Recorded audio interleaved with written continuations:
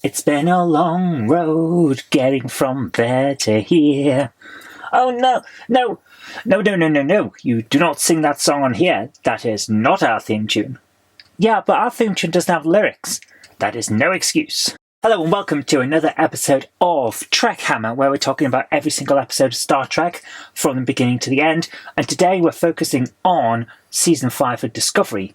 Let's get straight into it.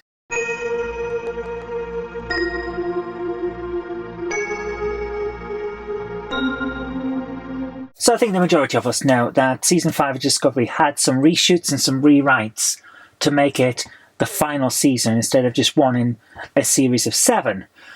And I think this is the episode where those rewrites actually hit home quite hard, because it feels like a stopgap episode. It feels like a breather episode, but also has a lot of character building for our new first officer, kind of squeezed in as hard as possible. I get what it's trying to do. It's nice to have a look back. It's nice to see where the show came from and where it's got to. And it really does show how far it's come, because of the way the crew in the past doesn't work as well as the crew in the present and things like that. But for the most part, it doesn't actually go anywhere in terms of actually moving the main plot of the show forward. Maul and Locke aren't in it, really.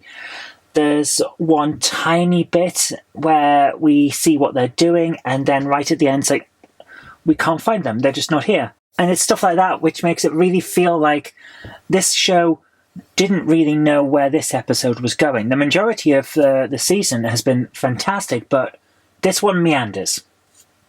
That said, it's got some great character development in it. It's got some good dialogue in it. It's very well acted, and the effects are pretty good too. The fight sequence between Burnham and Burnham, I couldn't always tell when one of them was the stunt double, one of them wasn't. That was really well done. I thought it was excellently choreographed, excellently shot. I liked it. It was a good fight sequence, basically, but all the way through it, I felt like if I skipped this episode, would I have missed anything? And to be honest with you, the answer is no.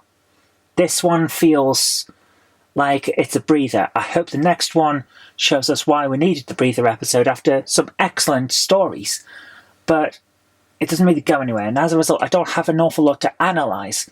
The bit about Stamets existing outside of time because of his tardigrade DNA that came as a bit of a shock, because I don't remember that being brought up before.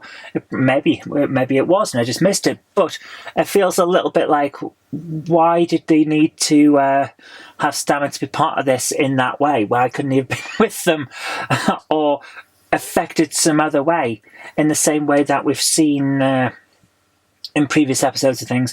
They can all team up because they find out that they're all caught in this. Maybe he'd been nearby the little bug when the time loop had started or something like that.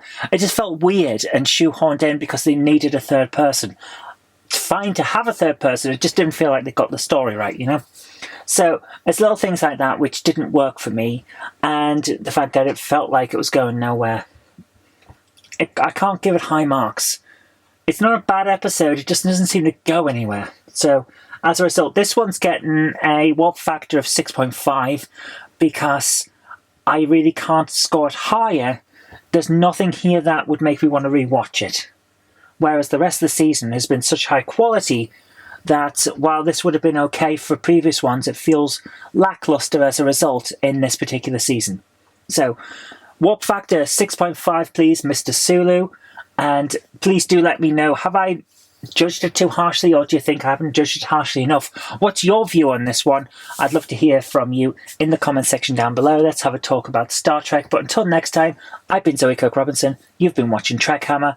Live long and prosper. I'll see you next time.